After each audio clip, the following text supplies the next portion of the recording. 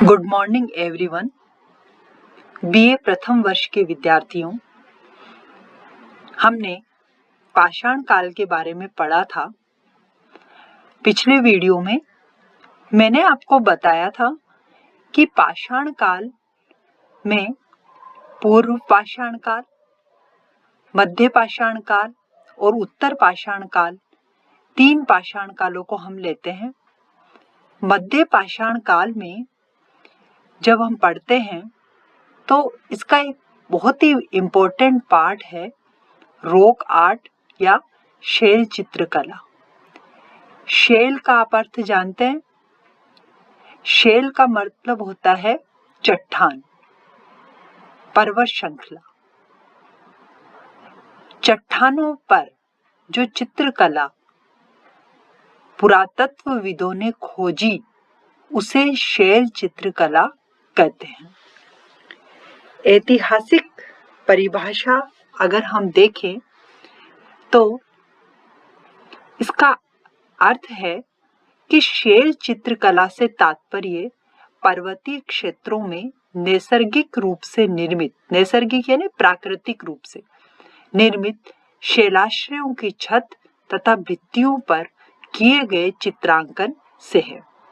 ये देखिए, आपको ये जो स्लाइड दिख रही है उसमें शैलाश्रय की छत है। शैलाश्रय का मतलब जो शैल प्लस आश्रय यानी ऐसी पर्वत श्रृंखलाएं जिसमें आश्रय लिया जाता था आदि मानव के द्वारा और उनकी छत तथा भित्तियों पर चित्रांकन किए गए थे। तो शैलाश्रय सामान्यतः पहाड़ी क्षेत्रों के विशाल शिलाखंडों के गह्वर स्वरूप बनी संरचनाएं हैं। ये जो इसके जो हमको एविडेंस मिले हैं, साक्ष्य मिले हैं, वह चंबल नदी घाटी क्षेत्र में स्थित चतुर्भुज नाथ नाला जो मध्य प्रदेश में है, मंदसौर नामक स्थान पर, राजस्थान में कोटा में अलिनिया जगह है, बूंदी में छाजा नदी में इस टाइप के चित्रांकन हमको मिलते हैं। इस प्रकार शैलाश्रय प्रस्तर निर्मित छज्जे नुमा ऐसी संरचनाएं हैं जो दोनों पायों तथा सामने की ओर खुली है तथा पीछे की ओर मूल चट्टान ऊर्ध्वाकार या तिर्यक रूप में ऊपर आच्छादन का कार्य करती हुई आगे की ओर निकली होती है। प्राचीन काल में जो आदि मानव था उसने अपने आश्रय हेतु इसका प्रयोग किया था तथा इनकी दीवारों पर अपनी कलात्मक प्रवृत्तियों को विभिन्न प्रकार के रंगों तथा तकनीकों द्वारा भली भांति अभिव्यक्त किया था, जिन्हें शैल चित्रकला कहते हैं। अब ये जो शैलाश्रय है इसमें किस प्रकार का हमको अंकन दिखाई देता है, इस बारे में मैं आपको बता रही हूँ कि शैलाश्रयों में जो किए गए जो चित्रांकन है उसमें अनेक रंग का प्रयोग मिलता है, लेकिन सामान्य रूप से लाल गेरू का सर्वाधिक प्रयोग होता है। इस लाल रंग के भी कई प्रकार दिखाई देते हैं, जैसे हल्का लाल, गहरा लाल। इस प्रकार मिलते जुलते नारंगी, चॉकलेटी व बैंगनी रंगों का प्रयोग भी प्रागैतिहासिक चित्रणों में मिलता है। सफेद रंग का प्रयोग भी बहुतायत किया गया है।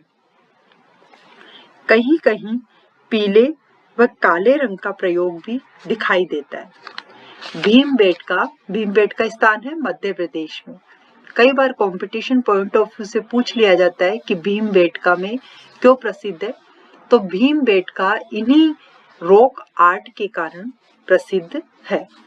तो भीमबेटका के शैलाश्रयों में हरे रंग का चित्रांकन निम्नतम स्तर क्रम में प्राप्त हुआ है, जिसे डॉक्टर वीएस वाकणकर ने उच्च पुरापाषाण कालीन माना है।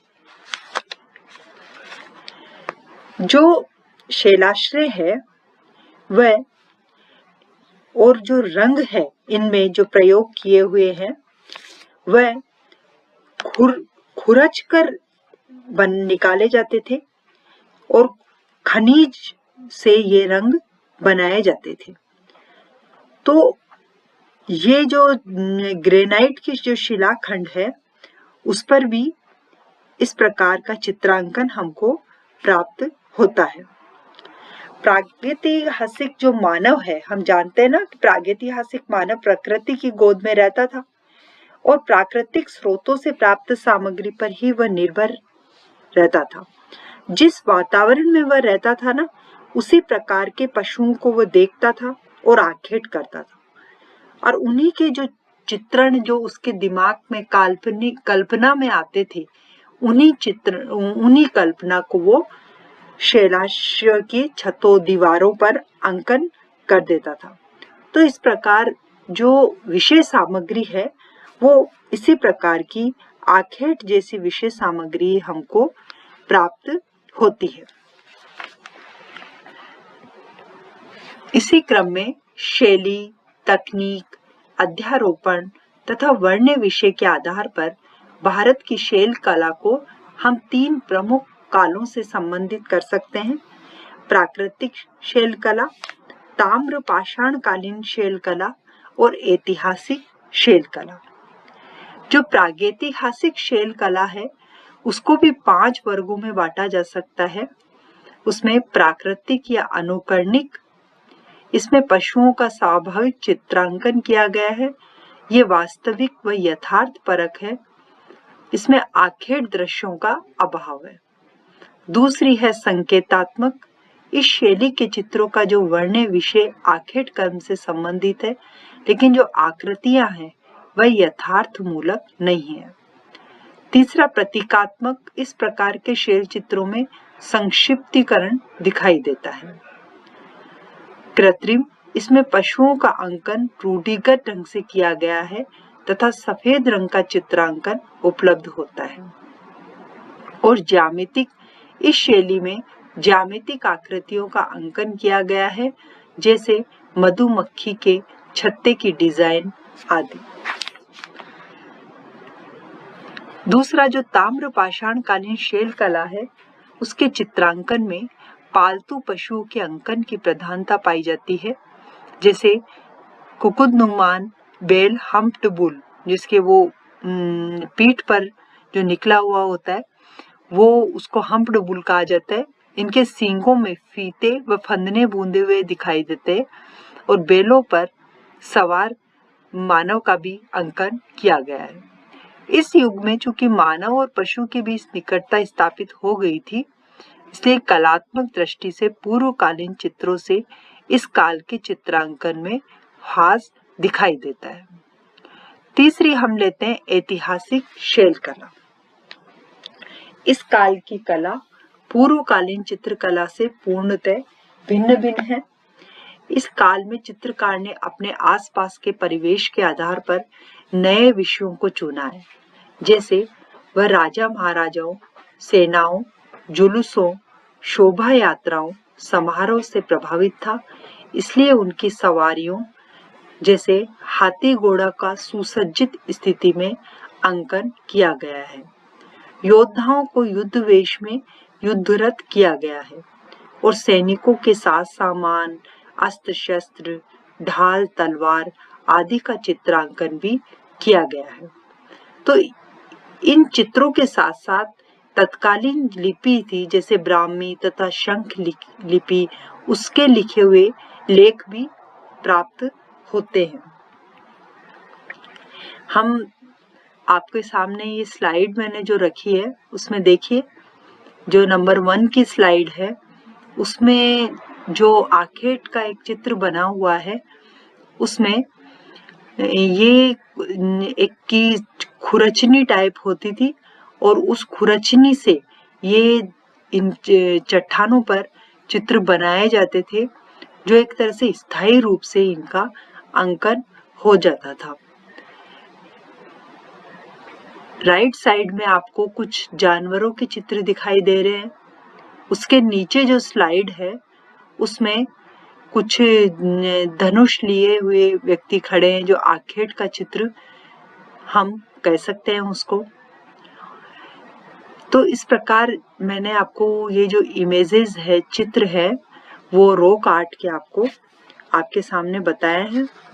आप इसको देखकर आसानी से अनुमान लगाया जा सकता है कि जो प्रागैतिहासिक कालीन जो मानव था वह कितना, उसमें एक तरह से आर्ट थी, आर्ट का उसने किस प्रकार से उपयोग किया था, अपनी काल्पनिकता का किस प्रकार उसने इन चट्टानों पर उपयोग किया था, और उस समय के जो आदि मानव का जानने के ये एक तरह से सोर्स है, क्योंकि इतने सालों पहले कोई राइटिंग में हमको साक्ष्य मिले नहीं हैं, लिखित में कोई हमारे पास कोई सामग्री भी उपलब्ध नहीं है जिससे हम उस काल के इतिहास का पता लगा सके।